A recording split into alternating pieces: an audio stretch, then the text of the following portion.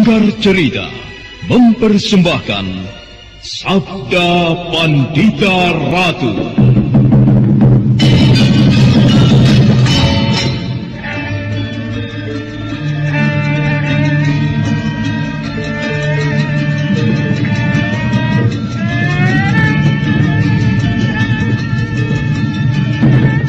Sabda Pandita Ratu, sebuah kisah penuh dilema, tragedi cinta anak manusia, perebutan tahta, mabuk harta dan duniawi, serta silaunya kehormatan, di mana keangkara murkaan merajalela karena dendam yang membara. Kisah ini berlatar belakang berdirinya Singasari.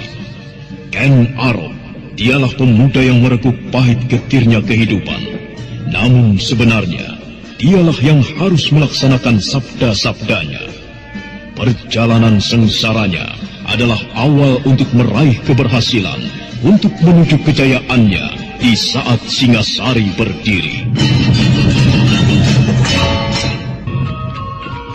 Sabda Pandita Ratu, naskah ditulis oleh Ondra Swasti Langit, diolah oleh Agus Nur Ismail, didukung oleh artis-artis terkemuka, Ferry Fadli, Eli Ermawati, M. Abud, Ivona Rose, dan lain-lain. Teknik dan montase, Ibing Arifin, dengan sutradara Dian Pertiwi.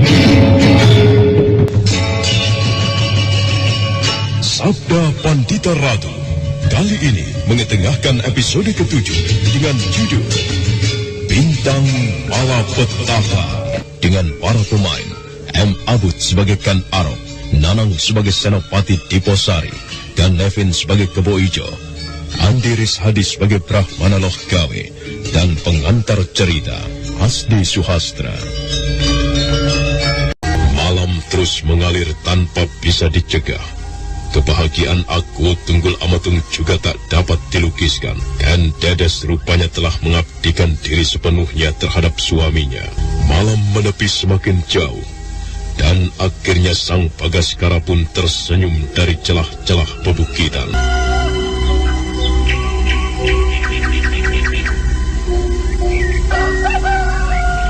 Ampun tuanku, apakah tuanku manggil hamba? Iya, panggil Ken Arok, suruh dia menghadapku nanti siang di ruang utama. Hamba tuanku, apakah ada pesan lain untuknya tuanku? Tidak, hanya itu saja. Kalau begitu, hamba mohon diri tuanku. Iya, pergilah. Ken Arok, benarkah dia akan berbuat jahat padaku? Kukira tidak. Apalagi dia belum pernah menjalin hubungan dengan permaisuriku sebelumnya. Kecemasan permaisuriku dan juga Senopati Diposari, kukira tidak beralasan. Ya, tapi biar bagaimana, aku harus menghargainya. Dan apa salahnya jika aku waspada? Keadaan selanjutnya bisa ku ketahui setelah aku berbicara dengan Ken Arok. Barangkali saja dengan begitu bisa menghapus kecemasan permaisuriku.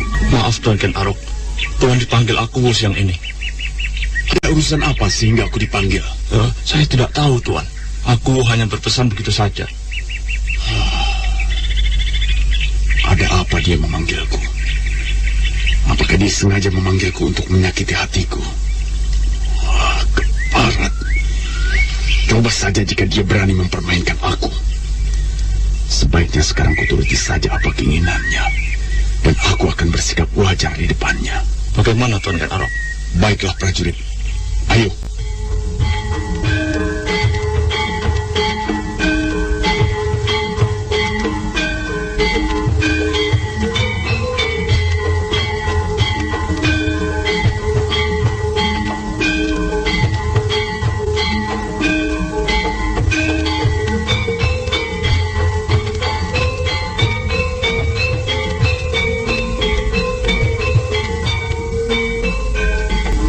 Tuanku, hamba menghadap.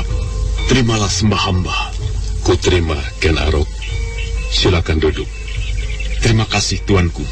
Hampir sepekan aku menunggu kehadiranmu di ruang utama, Ken Arok. Tetapi kau tidak kunjung datang. Padahal kau sudah kembali dari hutan Pelampangan. Kenapa tidak segera melaporkan tugasmu, Ken Arok? Hamba memang sengaja untuk tidak melaporkannya dulu, tuanku. Kenapa? Aku kira kau pun sudah tahu bahwa aku menunggu laporanmu. Bukankah setiap prajuritku jika selesai melakukan tugas, dia akan segera melapor? Sekarang, ku minta kemukakanlah apa alasanmu sehingga menunda laporan itu. Baik, tuanku. Alasan hamba sebenarnya demi ketenangan tuanku. Bukankah pada saat-saat seperti ini, tuanku sedang menikmati bulan madu bersama tuanku Permaisuri? Apalagi, hamba berpendapat bahwa persoalan para perampok di hutan Pelampangan hanya soal kecil yang tidak patut mengganggu kebahagiaan tuanku. Tidak, Ken Arok. Persoalan para perampok itu bukan persoalan kecil. Sebagaimana berat ataupun ringan, jika aku telah memberikan tugas, maka wajib dilaporkan setelah tugas itu selesai, tanpa harus menunda-nunda waktu. Oh, kau telah melakukan kesalahan besar, Ken Arok. Ampunkanlah hamba, tuanku. Hamba menyadarinya, kalau memang sikap hamba salah. Sekarang aku ingin dengar bagaimana laporanmu. Baik, tuanku. Jumlah para perampok yang bersembunyi di hutan itu sekitar 20 orang. Yang membangkang terpaksa kami bunuh, dan selebihnya menyerahkan diri. Kemudian kami bawa ke Tumapel untuk segera dihadapkan kepada pejabat adiaksa. Diadili sebagaimana hukum yang berlaku dan sesuai apa yang dilakukan mereka. Bagus. Aku senang kau berhasil melakukan tugasmu. Ya, ternyata tidak sia-sia apa yang dikatakan Paman Lohgawe, bahwa kau seorang laki-laki yang hebat. Aku bangga mempunyai prajurit sepertimu, Ken Arok, dan aku pun berharap di saat-saat selanjutnya kau dapat melakukan tugasmu dengan baik. Dan di samping itu, aku juga berharap kau mengabdi sepenuhnya padaku. Hamba, tuanku. Tunggul Ametung tidak akan melupakan jasa-jasamu, dan suatu saat aku pun harus memperhatikan jabatanmu, Ken Arok. Terima kasih, tuanku. Ken Arok, sekarang aku ingin membicarakan soal lain. Tetapi sebelum itu aku menginginkan kau bersikap terbuka. Aku paling senang jika orang yang bicara denganku adalah orang yang terbuka. Apalagi pembicaraan ini menyangkut masalah pribadi. Bagaimana, Ken Arok? Ya, hamba memang paling senang bersikap terbuka. Karena dengan demikian, kita akan saling mengetahui isi hati kita masing-masing. Benar, memang itu yang kumaksudkan. Namun aku juga menggarisbawahi, janganlah dari pembicaraan ini melahirkan rasa sakit hati. Kukira kau pun mengerti. Bagaimana? Hamba mengerti, tuanku. Bagus. Ken Arok, kau kenal dengan permaisuriku ini? Hati Ken Arok berdebar, jantungnya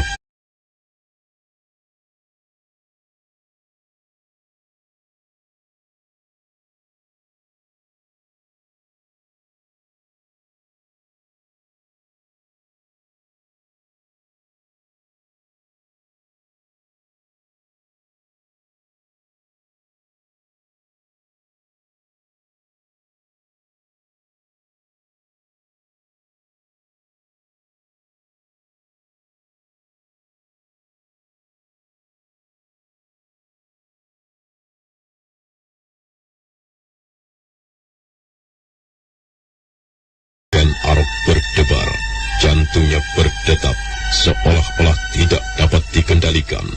Tanpa berani menengadahkan wajahnya, pemuda tampan dari padang karautan itu diam saja. Melihat hal itu, aku Tunggul Ametung tersenyum tipis. Bagaimana, Ken Arok? Kenapa kau diam saja? Apakah kau masih belum bisa bersikap terbuka? Atau barangkali kau memang tidak mengenal permaisuriku ini? Ampun, tuanku. Hamba mengenal Garwa Patmi, tuanku. Sejauh manakah kau mengenalnya? Tuan Permaisuri Kendedes adalah putri seorang empu yang tinggal di desa Panawijen. Empu itu bernama Empu Purwa. Oh. Lalu bagaimana perasaanmu terhadap permaisuriku? Ampun tuanku. Apakah pantas jika hamba menjelaskan bagaimana perasaan hamba terhadap Tuan Permaisuri? Kenapa tidak? Bukankah kita sudah bicara untuk saling terbuka? Bicara saja. Aku tidak akan tersinggung apalagi untuk sakit hati, Ken Arok. Baiklah tuanku. Silakan. Beberapa waktu yang lalu ketika Tuan Permaisuri masih berada di desa Panawijen, hamba memang tertarik dan berniat memperistri. Seperti halnya Senopati Narasinga dan juga Senopati Banjarsari begitu menggebu-gebu untuk mendapatkan Permaisuri. Tetapi itu beberapa waktu yang lalu. Dan sekarang gadis yang bernama Kendedes itu sudah menjadi Permaisuri, menjadi garwa patni tuanku. Oh, saat itu memang bukan kesalahanmu, Ken Arok. Atau kesalahan siapa saja yang tertarik pada kecantikan Permaisuri Kendedes? Karena istriku waktu itu belum menjadi milik siapa-siapa. Iya kan? Tetapi sekarang Kendedes sudah menjadi istriku, menjadi garwa patni yang paling kucintai. Nah, Ken Arok, aku juga mau tahu bagaimana perasaanmu sekarang. Apakah kau pun masih berniat untuk merebut Kendedes dari sisiku? Ampun tuanku, hamba tidak berani berbuat lancang dan bertindak jahat terhadap junjungan hamba sendiri. Hamba menyadari bahwa gadis yang selama ini hamba idam-idamkan telah menjadi seorang permaisuri. Bagus, aku senang mendengar jawabanmu itu. Kau memang harus menyadari dengan siapa Kendedes menikah. Aku menguasai Tumapel. Tidak mudah untuk disepelekan oleh siapa saja. Apalagi kau, Ken Arok, yang hanya mempunyai jabatan sebagai pimpinan pengawal. Tapi aku senang sekali. Ya, bangga juga terhadapmu, Ken Arok. Terima kasih, Gusti. Nah, Ken Arok, kukira tidak ada lagi yang perlu kita bicarakan. Aku sudah merasa lega setelah mendengar pembicaraanmu. Sekarang kau boleh meninggalkan ruangan ini. Aku memang harus membunuhmu. Kau telah berani menghina aku di depan Kendedes. Aku tidak terima. Aku tidak terima. Iya. Jangan kau pikir aku akan tinggal diam, Tunggul Ametung. Sekarang aku akan berusaha menahan diri. Tapi nanti, justru saat kau harus menerima pembalasan dariku.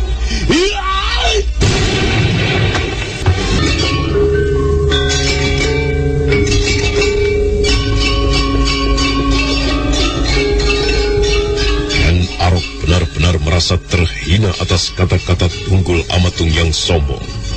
Selesai menghadap penguasa Tumapel di ruang utamanya, pemuda yang mempunyai julukan singa liar dari padang karutan itu melarikan kudanya ke sebuah puncak bukit.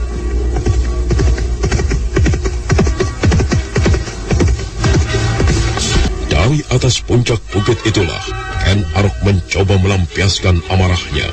Sambil menatap tajam ke arah di mana istana Tumapel berada, Ken Arok berteriak keras.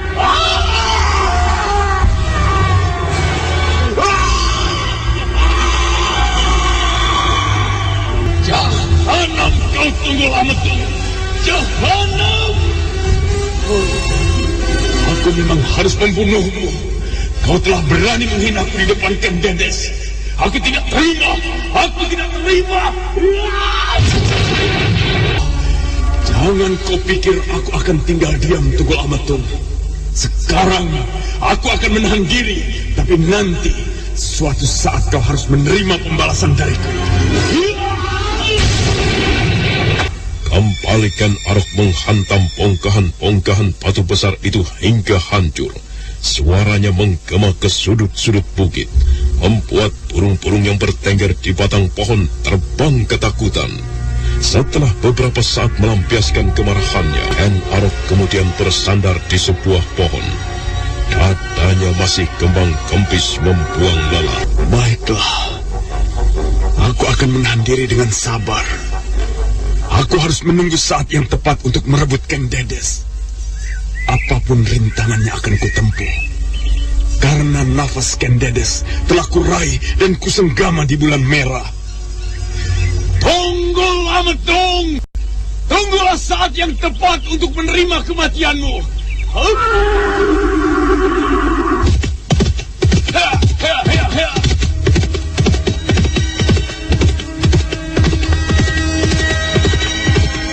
Kita tinggalkan sejenak kemelut yang sedang dihadapi oleh Ken Arok.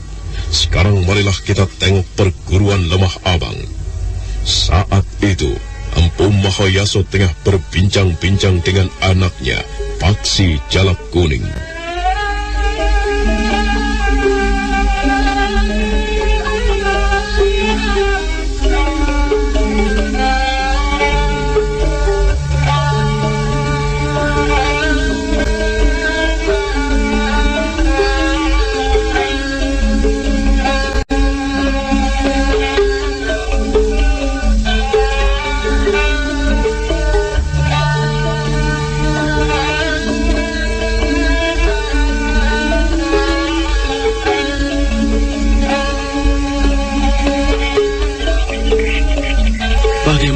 Sekarang keadaan tubuhmu, Jalak Kuning? Saya sudah tidak merasakan apa-apa lagi, Ayah. Tubuh saya mulai segar. Berarti kau sudah sembuh. Ayah bersyukur keadaan tubuhmu bisa pulih kembali. Ayah, kapan kita akan ke lereng Gunung Raung? Saya begitu merindukan Rastri Kandi. Ya, mungkin dia sekarang tengah dirundung duka akibat peristiwa yang dialaminya. Saya ingin sekali segera ke sana untuk mengobati kedukaannya. Ya, barangkali saja dengan kehadiran saya, Rastri Kandi akan bergairah menghadapi hidup ini. Iya, Ayah pun sudah memikirkannya, Jalak Kuning. Oh, syukurlah. Lalu, kapan kita akan berangkat, Ayah? Besok pagi. Tapi itu pun kalau kau benar-benar sudah siap. Saya sudah siap, Ayah. Sejak luka-luka di tubuh saya sembuh, Ayah. Baiklah. Kalau begitu, persiapkan saja segala kebutuhanmu. Baik, Ayah. Sudah beberapa pekan ini, aku selalu membayangkan wajahmu. Aku merasa bersalah karena telah mengecewakanmu. Yang Maha Agung, berikanlah ketenangan di hatinya. Hapuskanlah segala kedukaan yang membelit batinnya. Aku akan menerima dia dengan setulus hatiku, biar bagaimanapun keadaannya. Rastri Kandi, malam ini suasana terasa sunyi sekali. Ya, apalagi orang yang kucintai tidak ada di sisiku. Aku tidak menyangka kalau calon istriku akan mengalami perjalanan yang pahit. Perjalanan hidup yang membuatnya menderita. Begitu juga halnya denganku. Seroni memang perempuan jahanam. Kalau dia bertemu lagi denganku, maka aku tidak akan membiarkan perempuan lacur itu hidup. Jalak Kuning? Oh, Jolondoro. Kukira siapa kau? Kulihat kau menyendiri saja sejak tadi sore. Kenapa? Apakah kau teringat dengan Rahastri Kandi? Iya. Sejak dia pergi dari sini, hatiku begitu gelisah memikirkan keadaannya. Pasrahkan saja segalanya pada kekuasaan Yang Maha Agung, Jalak Kuning. Dan kau tidak perlu takut kehilangan dia. Jika memang Rahastri Kandi adalah jodohmu, apapun perjalanan yang kalian tempuh, aku yakin kalian akan bersatu.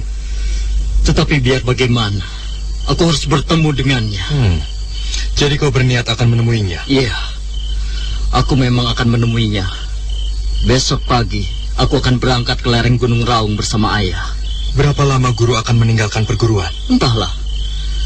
Tetapi kukira tidak akan lama. Kau tidak perlu khawatir kehilangan Ayah. Sebaiknya selama kepergian kami, jagalah perguruan ini sebaik-baiknya. Atasi dengan gotong royong jika ada masalah. Iya. Aku mendoakan semoga perjalananmu ke lereng Gunung Raung tidak menemui kesulitan apapun dan selamat hingga sampai tujuan. Terima kasih, Jolondoro.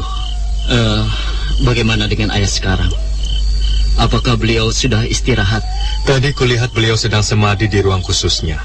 Apakah kau ingin istirahat? Iya. Mataku sudah ngantuk.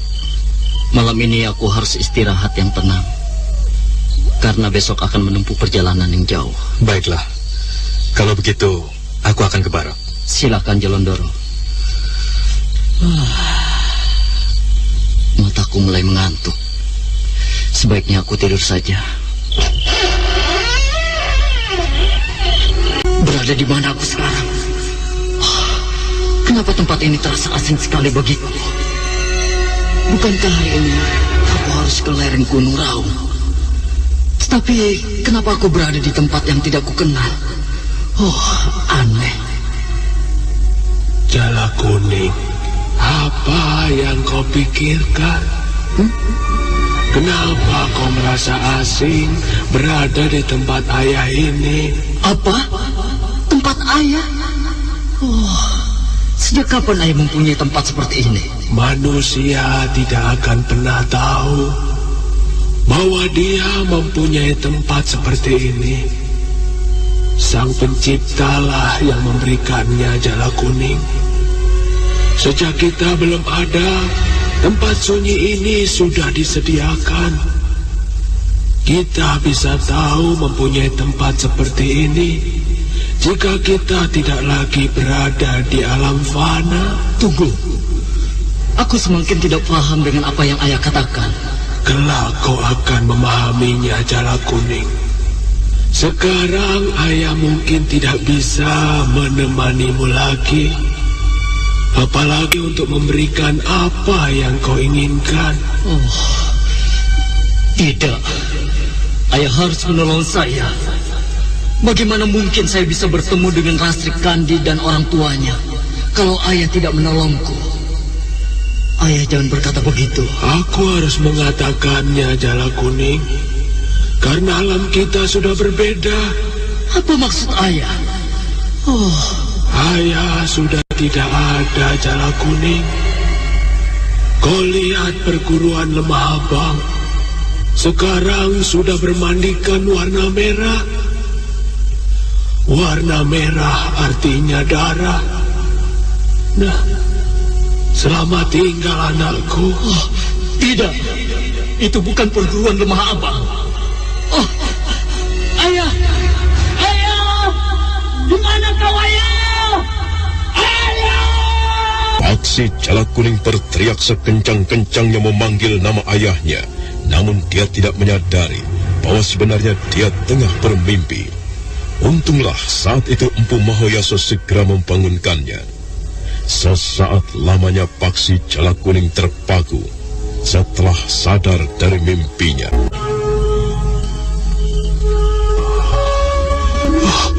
Kau bermimpi, Paksi? Mimpi apa sebenarnya? Sehingga kau berteriak-teriak seperti itu? Saya mimpi yang menakutkan, ayah. Dalam mimpi saya, ayah mengatakan berada di alam yang berbeda. Alam yang tidak bisa dijangkau oleh manusia yang masih hidup. Lalu saya juga melihat perguruan Lemah Abang bermandikan darah. Apa sebenarnya dari makna mimpi itu, ayah? Jagat Batara Dewa. Apa makna dari mimpi itu, ayah? Katakanlah. Saya ingin tahu agar saya mengerti apa yang bakal terjadi, ayah.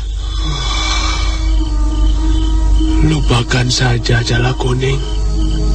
Mimpi belum tentu menjadi kenyataan. Tapi mimpi juga bisa merupakan sebuah firasat yang kemungkinan bisa saja terjadi, ayah. Sudahlah. Kita tidak perlu menebak-nebak sesuatu yang belum terjadi, yang belum tentu terjadi. Sebentar lagi hari akan terang. Nah, sebaiknya bangun. Siapkan keperluan yang belum kau kerjakan.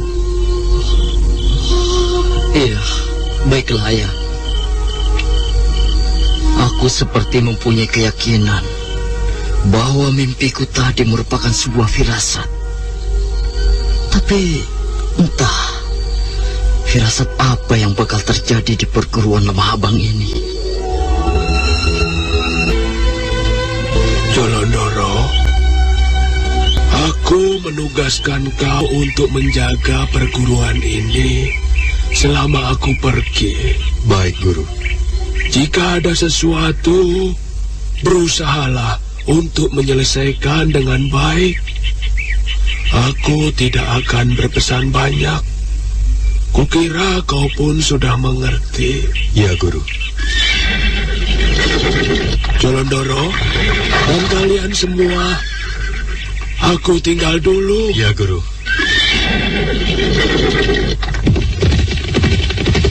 Pagi itu juga, aksi Jala Kuning dan ayahnya meninggalkan perguruan Lemah Abang untuk menuju lereng Gunung Raung. Suasana nampak cerah. Keduanya berkuda menyusuri jalan setapak yang masih dibasahi embun. Sementara fajar pagi belum beranjak dari punggung bukit.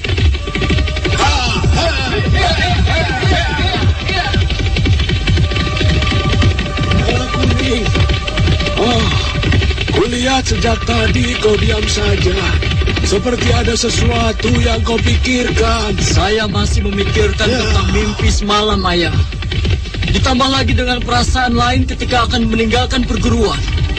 Apakah Ayah sama sekali tidak memikirkan tentang mimpi yang saya alami itu? Ayah sebenarnya memikirkan. Tetapi, semua itu hanya akan membuat kita gelisah, Jala Kuning.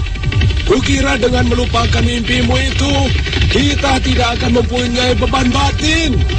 Dan perjalanan yang akan kita tempuh akan berjalan sesuai apa yang kita inginkan.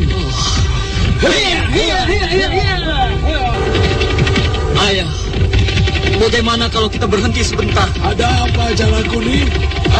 Kenapa kau ingin berhenti? Entahlah, Ayah. Saya cuma ingin berhenti. Atau barangkali kau lelah? Tidak. Hop! Hop!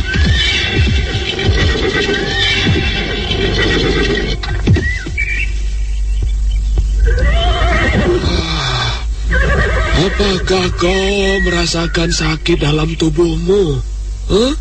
Sehingga kau ingin berhenti? Tidak. Tubuh saya tidak apa-apa, Ayah. Dan letih pun tidak. Saya cuma ingin berhenti saja. Hati saya berdebar, Ayah. Kau ini aneh. Sejak sembuh dari luka-luka itu, semakin banyak sikap aneh yang kau tunjukkan.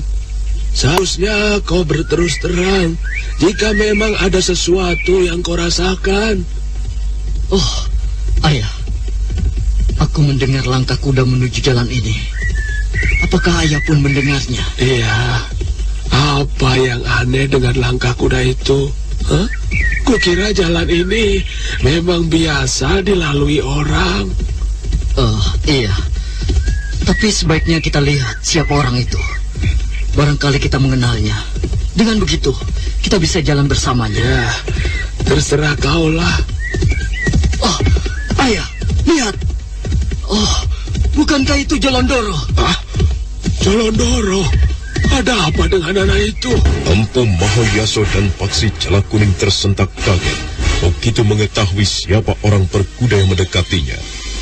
Dua orang itu tidak bisa berbuat apa-apa selain hanya menunggu apa yang akan terjadi. Saudara pendengar, untuk mengetahui jawabannya, ikutilah kelanjutan kisah ini dalam seri berikutnya.